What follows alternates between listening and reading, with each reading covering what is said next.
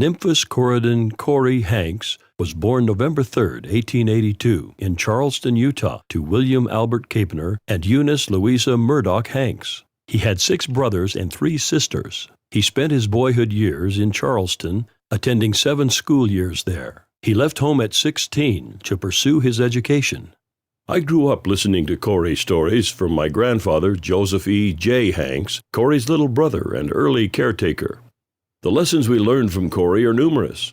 He showed us how he rose from the depths of hell to the pinnacle of human experience, sharing his victory with the world. I know it will change people's lives. It's already changed mine, and I invite you to let it change yours. You will never look at your troubles the same way again. Slowly up the mountainside, over that picturesque trail, the burro train plodded, some dozen or more.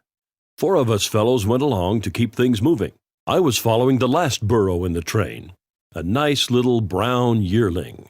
When I came to the top of the first hill, the owner of the burro train called to me and said, "Hanks, you watch that little donk. She'll kick you if she gets the chance."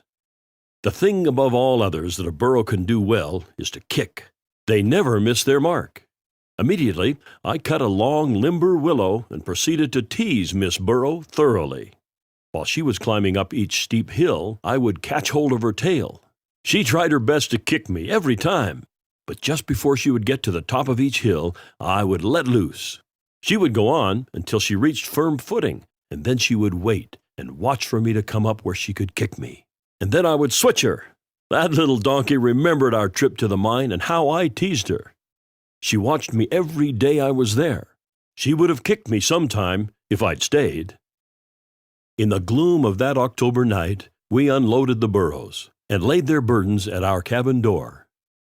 The lease was right, and the fellows were there, and when morning came, we set to work. The tunnel planned, I drilled the holes. The dynamite lifted the rocks as the echoes of the blast sifted and rolled through the cliffs, silent and old. Nothing succeeds like success, and the work pushed on with a rush. The burro train went down, time after time, with packs of lead and silver until the car was loaded. What a day of celebration! Only you who have worked for it know. Then came the time for us to market, and of course the 2 older fellows must go. My partner and I stayed alone to forward the cause, while the old chaps went to town to pocket the cash. We worked like the devil for a couple of days. The 3rd morning, when old Saul rolled over the mountain in his setting of blue, he looked down upon a wonderful sight, the most beautiful in the world to me. Pine trees, cliffs, and rocks, glittering, smiling, until my soul was lost in the silent ecstasy of it all. The Almighty tried himself when he made such mornings as that.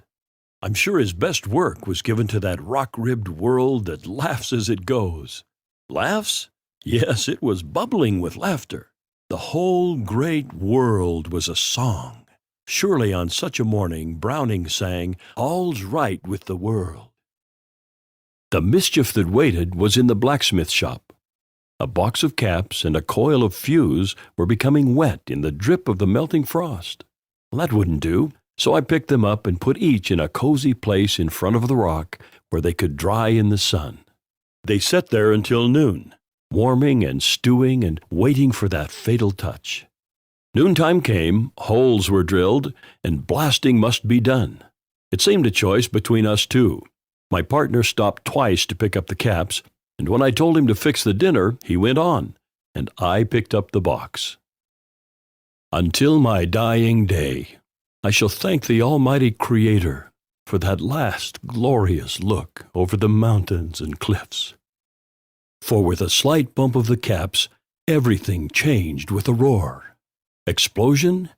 Yes, it had happened. Forebodings were over. I had waited 1 second too long. I intended to quit and go home. But, oh, great God, it was too late.